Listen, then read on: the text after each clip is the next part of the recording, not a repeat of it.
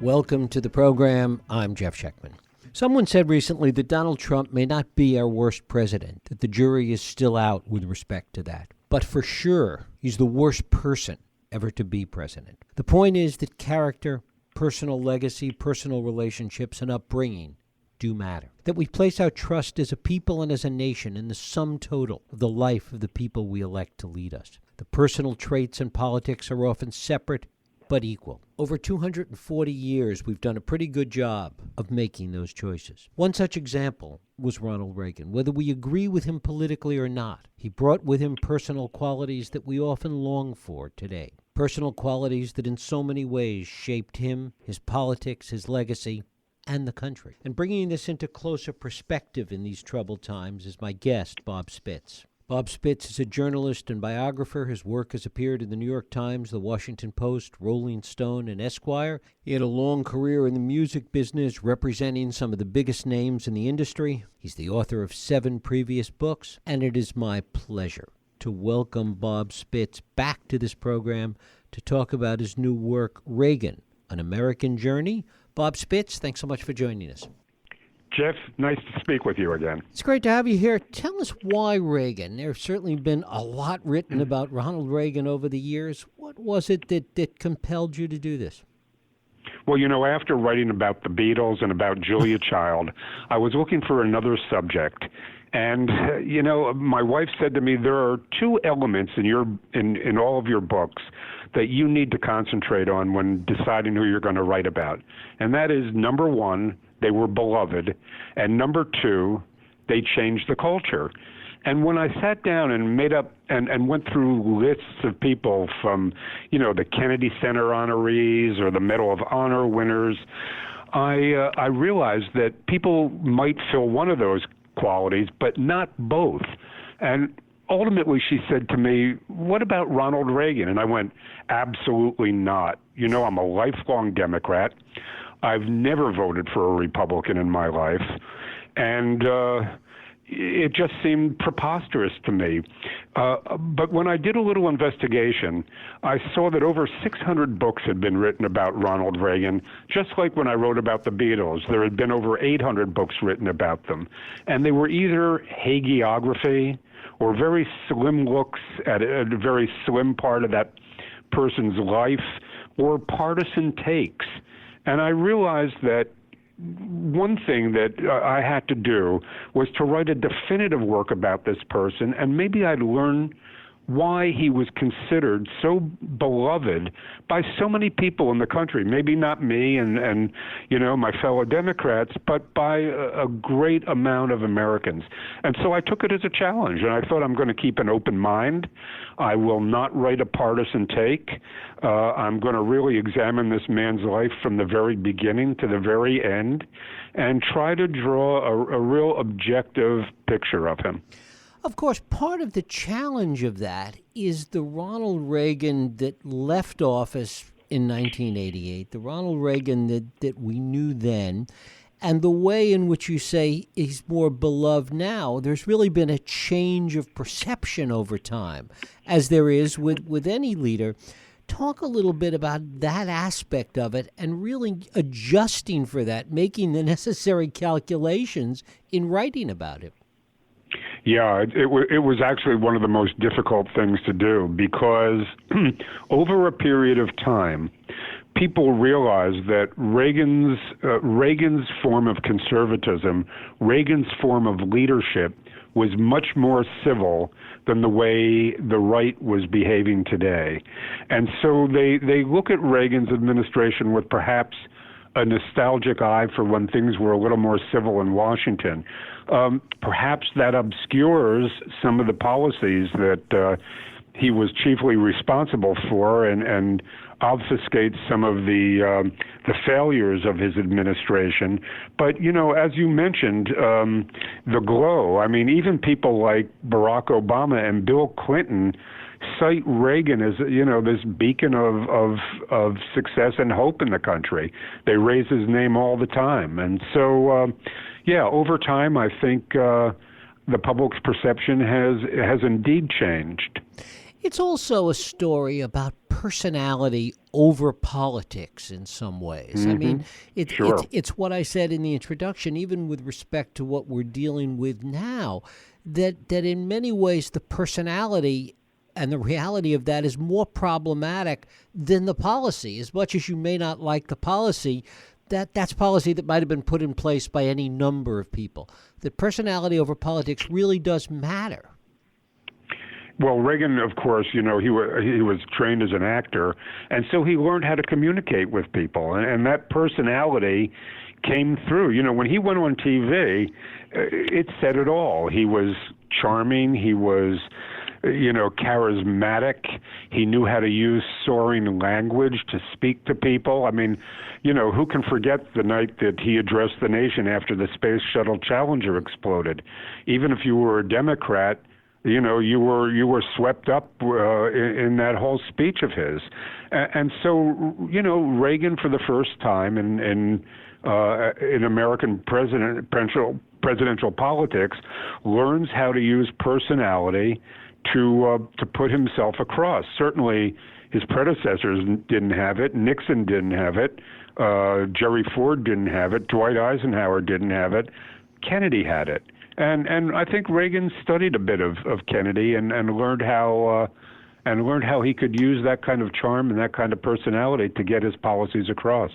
How much of it, though, was external? How much of it was what, Fitzgerald talked about vis-a-vis Gadsby, that personality was an unbroken series of successful gestures, and how much of it was Reagan really reflecting who he was? Well, I think it did reflect who he was. Look, I mean, he had several core principles that he held dear. And those were principles that many of them were not part of our governmental makeup. He brought religion into politics. He brought abortion into politics. So, in that respect, yes, you're absolutely right. But I think that he had the right combination of personality and politics that was able to see him through 8 years as a president and to come out the other end with such a glowing legacy. It's also difficult to really understand Reagan, the president, without understanding Reagan when he was governor of California. That's right, without a doubt. Look, I found some really interesting things about Reagan by talking to all of his colleagues. And one of the things that amazed me most was that Reagan signed one of the first therapeutic abortion bills in the country. This was 6 years before Roe v. Wade. I mean, what was I to make of that? So I called the late Tony Bielenson, who was a California assemblyman, who sponsored that bill, and he said, no doubt about it, Reagan was opposed to abortion, but he said he was willing to look at some of the studies of the assembly talking to their constituents and was willing to consider what they found out. And what they found out was that 65 to 75% of the people in California were in favor of that abortion bill, even though he strongly opposed abortion. And so Reagan decided, look, I'm the governor of all the people, not just some of the people of California. They want that bill signed, I'm going to sign that bill. And I found that stunning to understand. I mean, think about that. Governor of all the people. There in every state, in every city, in every room, there are people with different opinions about things. But Reagan was willing to compromise and willing to reach across the aisle. And I think that was one of the keys of his success that began at governor, and he certainly carried that through when he was president of the United States. How much of that was the fact, and you touched on this a moment ago, that Reagan was not an ideologue, that he had 4 or 5 key things that he firmly believed in, and that outside of those things, that he was more open and was more flexible? Well, that's true, and so little of an ideologue that when he was opposed to abortion, even though he was opposed to it as president, he never made an appearance with the anti-abortion crowd. He just felt that he owed it to the people who were on the other side of that issue to not really ram it down their throats. No, look, I mean, he chose the first woman on the Supreme Court, and he fought like cats and dogs with Tip O'Neill over the major issues of the day. Tip O'Neill was the, Democratic Speaker of the House. But at the end of the day, Reagan was willing to listen and to compromise. And he and O'Neill often got together in his office after 6 o'clock, dipped into the presidential liquor cabinet, and really talked as two friends to see how they could get things done in Washington, how they could get things accomplished. And I think, if you're anywhere near a newspaper these days, you realize that those days are gone. Why is it often talked about that Reagan was confusing or complex or hard to understand? Is there did you find truth to that, or was that kind of a mythology that grew out of, the Edmund Morris book? Oh, yeah, I think absolutely the opposite. I think Reagan was he reduced everything to easy to understand sentences so that he could speak to the general American public. Reagan was a pretty simple guy himself. He was not a complex thinker.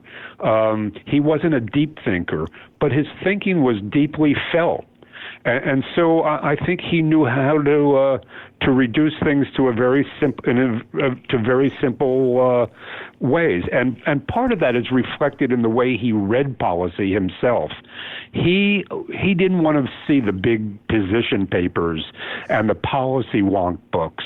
He told his staff that he wanted a paper saying, A, what the issue is, what are both sides of this issue, and to give him maybe one or two examples of things they thought he should look into, but he put it all on one page. That's the way he wanted to see it and the way he wanted to think about initiatives. And he made his decision based on just, that small amount of material and talking to the experts that he hired. And so I felt that he was unique in that way. Unique how so?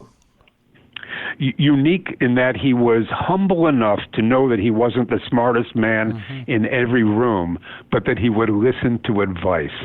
I think once you've become the president of the United States, you somehow lose perspective on who you really are. But Reagan didn't. I mean, he knew that he didn't grasp the big issues, and he was willing to rely on experts, and he hired some very, very good people, and he was humble enough to listen to them. What was the hardest thing for you to come to understand about Reagan? I think why he allowed himself to be pulled into the Iran-Contra affair. I mean, it ultimately torpedoed his second term. And, it was a huge, huge mistake. I couldn't understand why he did it. It was, it took, I was lucky in that I had almost 60 to 70 hours of one-on-one with Bud McFarlane, and then another 40 hours with John Poindexter, both of whom were his national security advisors. And they really took me behind the scenes of covert operations and told me how, in a way, they kind of roped Ronald Reagan into trading arms for hostages until he was too embroiled in the Iran-Contra crisis to really get himself out of it. Fascinating story, and I tried to recreate it in the book as if you're actually there, as if it were happening right now. One of the things that's kind of conventional wisdom with respect to Reagan is that unlike a lot of other presidents, that there really was a huge difference in the first term versus the second term with Reagan. Talk about that. Well, early in the first term, Ronald Reagan survived a near assassination attempt. And while he was in the hospital, I think he came face to face with a sense of his own mortality. And from that moment on, I think he set his sights onto somehow, instead of calling the Soviet Union the evil empire or saber rattling, I think he decided that he had to find a way to make peace with the Soviet Union, or to at least bring them to a table where they could talk and diffuse the nuclear threat. And right from that hospital bed, he writes a handwritten letter to Brezhnev, who is the current Soviet premier, that Brezhnev, of course, dismisses as total lunacy, saying if we could just sit down together and talk man to man, perhaps we could come to some understanding of each other and make the world a safer place. Brezhnev rejected it, Andropov rejected it, Chernenko rejected it. But then, he encounters Mikhail Gorbachev, and things begin to change.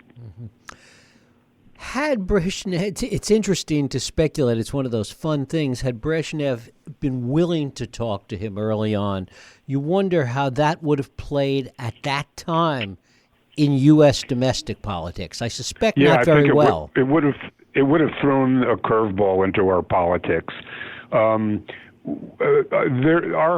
military-industrial complex was in a bad state of disrepair when Ronald Reagan took over, and so of course he dipped into the treasury and added to the deficit by expanding our military and our armed forces and building up our weapons system again.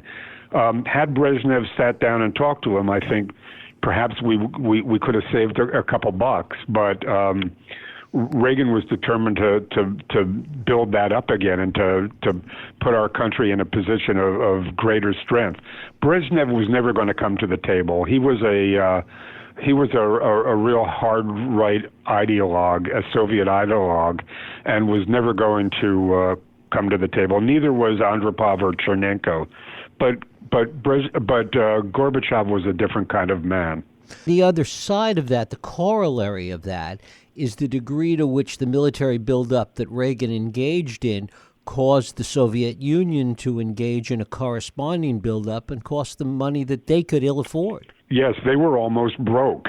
We had money, so we could afford to have that buildup. But we figured if we could continue that arms race with them at a certain point, then they weren't going to be able to afford it anymore. And of course, he also came up with this idea of SDI, the Strategic Defense Initiative, which Teddy Kennedy labeled as Star Wars, and that was to build this so-called bubble over the United States that would keep missiles out, and for us to have the ability to shoot any oncoming missiles out of the heavens.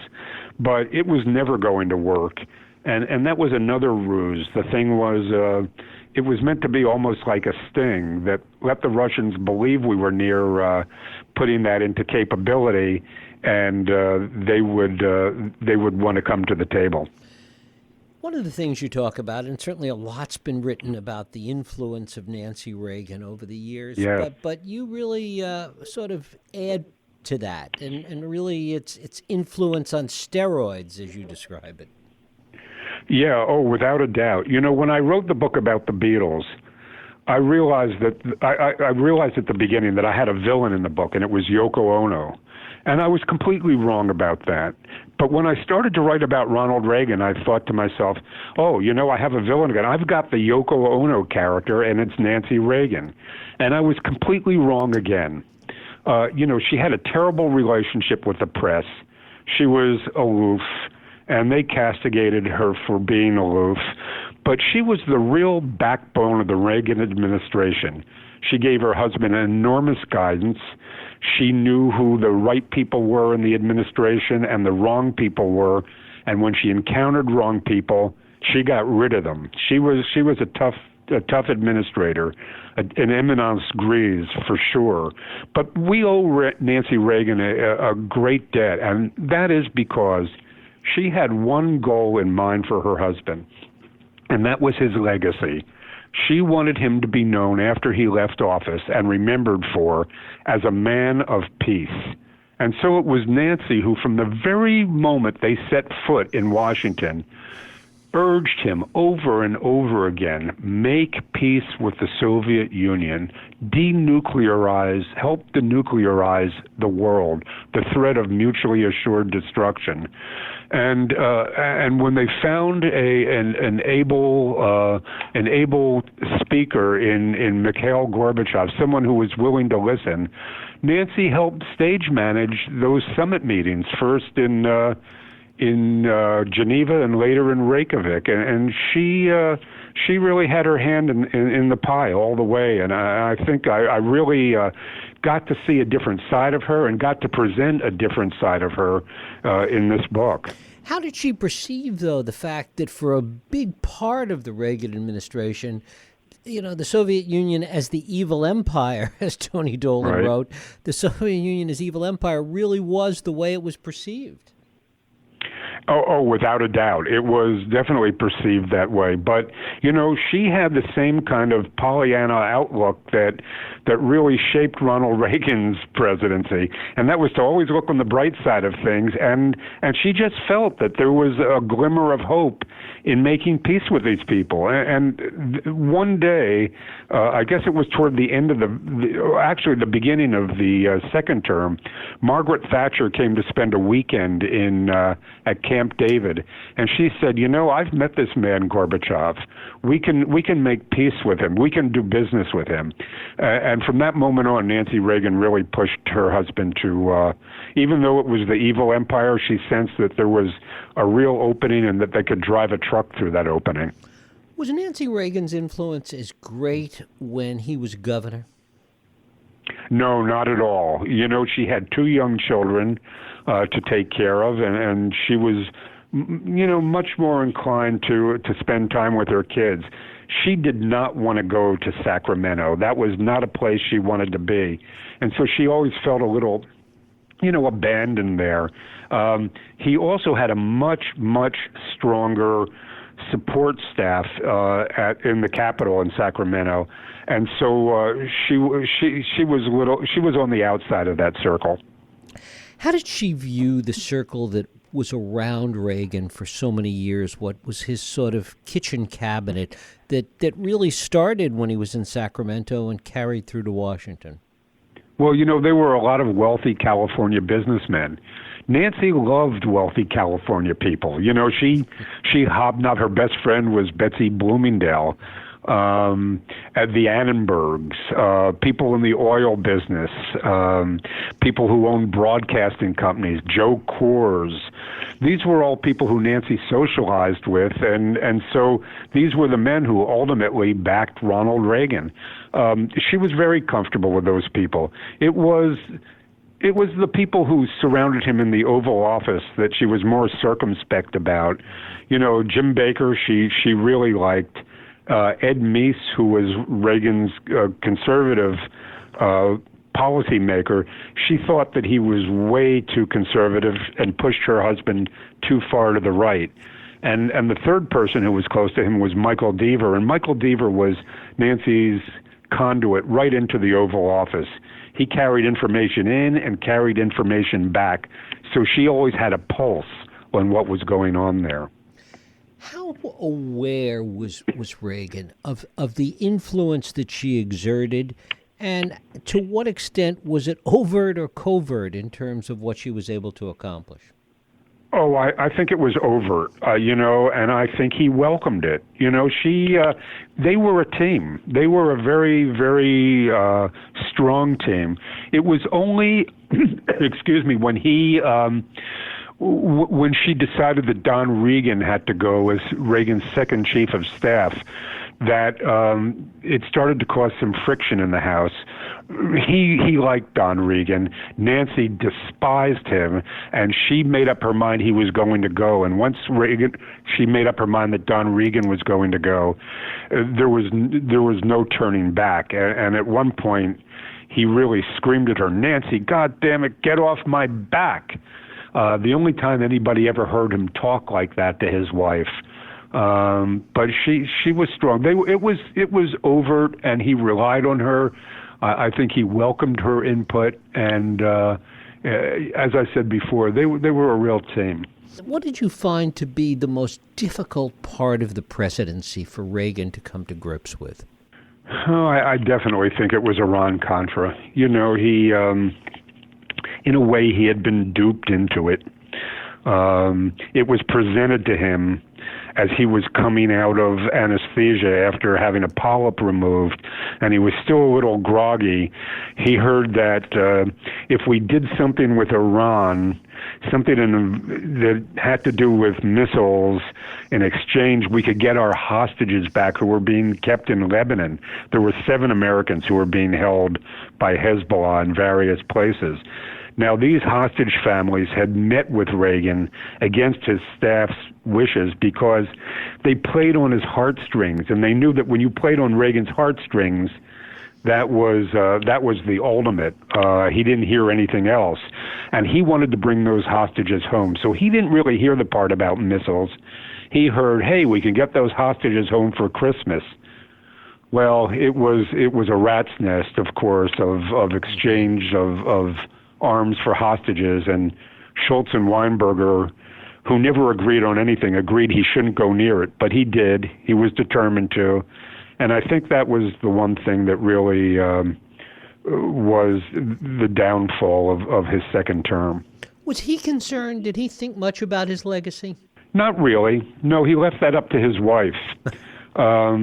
I think he was kind of a jovial guy. He was delighted to be where he was, just as he was delighted to be where he was as governor, as GE spokesperson, and as a Hollywood announcer, and as a broadcaster in the Midwest. So, Reagan kind of went from one day to the other. I think he thought the legacy could take care of itself, and never really had that at the forefront of his mind. Was he, and this is, debated, was he that innocent? Was he that aw shucks about all these things that happened to him? Oh boy, that's a tough one to say, Jeff. I think a lot of that aw shucks was sincere, but he had his strong viewpoints and his ideals and his principles that he clung to, even when people disagreed with him, and he was not going to be veered off that path. And when he got good and angry about a particular thing, he stuck to his guns. So some of the aw shucks thing was honest, but I think he also used that to play to the camera and thus play to the nation, so that he could win people to his side. I mean, the one thing that he was so effective at doing, and this relates to this aw shuck thing, is sort of masking ambition.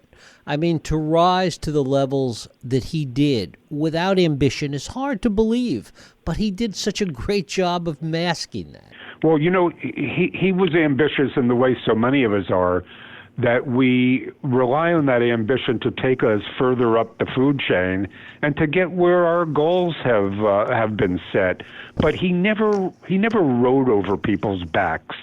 He never. There were no bodies in the wake of his rise to power and popularity.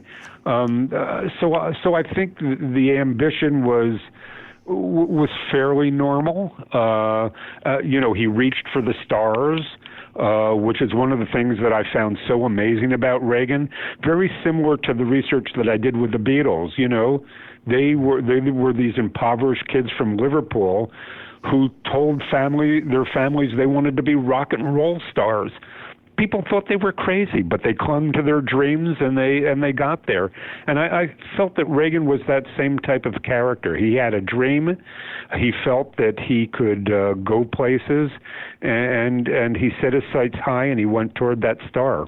And finally, Bob, what was the one thing that changed for you in terms of your perception of Reagan that was different when you started this project and really changed as you finished it? I thought Reagan was kind of a hardliner. He wasn't. I realized that he didn't have a hostile bone in his body, that he really put at the top of his list every day the welfare of the American people, that he believed in the American people and their spirit. And when I heard his last political speech, it was the last speech that he gave as president about that shining city on the hill. He said that if that city had to have walls, then the walls had to have doors so that anybody who wanted to come here and live in harmony and peace should be willing to walk through those doors. And I think that was Ronald Reagan's America. It was welcoming and inclusive, and that changed my mind about him completely. Bob Spitz, the book is Reagan, An American Journey. Bob, I thank you so much for spending time with us. Jeff, a pleasure speaking to you again. Thank you.